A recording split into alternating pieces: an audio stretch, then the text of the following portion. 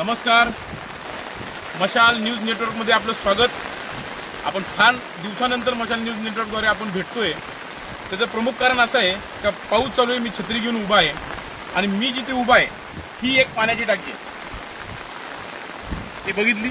Okay, ही एक दुसरी टाकी आहे जलजीवनची।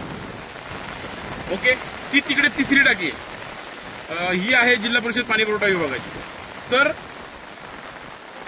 3 टाक्या इथे घर आहे 28 ते 30, त्याची लोकसंख्या किमान 100-125च्या आसपास आहे। धामणशेत ग्रामपंचायतीमधील सोनारवाडी ह्या गावात आज आपण आहोत।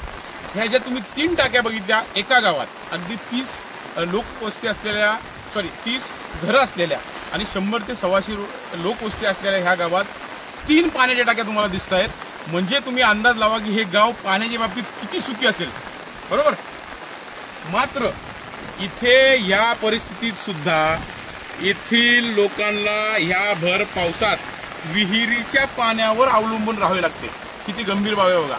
3 टाक्यांचं हे गाव, 3 पाण्याच्या टाक्या असलेले हे गाव, तरी सुद्धा भर पावसाळ्यात सुद्धा या लोकांना खाली तुम्ही बघू शकता विहीर, एक विहीर रस्त्याच्या त्या कोपऱ्यात आहे खाली बिलकुल, ती आपल्याला कॅमेऱ्यातून दिसू शकत नाही। एक इथं वर आहे जिथून हे पिण्याचं पाणी वगैरे आणतात, आणि मी जिथे उभा आहे ती पण एक पाण्याची टाकी आहे। ह्या 2 तुम्ही बघितलेले आहेत 3 पाण्याच्या टाका असलेल्या ह्या गावात आत्ता भर पावसात लोक, येथील महिला डोक्यावर हंडा घेऊन पाणी आणतात। म्हणजे पाणी पुरवठा योजनेतील एक भ्रष्टाचाराचं याच्या इतकं मोठं उदाहरण संपूर्ण जिल्ह्यात नसेल। त्यामुळे जलजीवन योजना असेल, आजपर्यंत ज्या जिल्हा परिषदेने पाणी पुरवठा योजना ज्या तयार केल्या, ज्या कार्यान्वित केल्या, ठेकेदार ॲडव्हान्स काढतायत, गब्बर होत आहेत, बिलं काढून मोकळी होत आहेत, मात्र येथील लोकांच्या हंड्यात त्यांच्या घरात पाणी गेले का नाही हे बघायला शासनाला वेळ नाही। मात्र बिलं मात्र ह्याची सर्रास निघली जातात।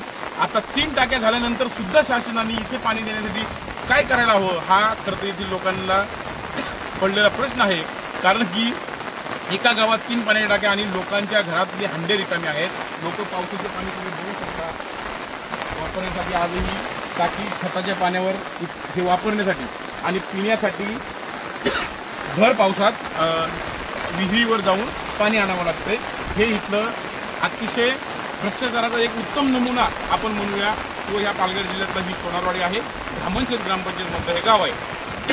मशाल न्यूज नेटवर्कमध्ये आपलं स्वागत। कॅमेरामॅन भाऊ वजलसह हनीफ शेख मोखाडा। ओके।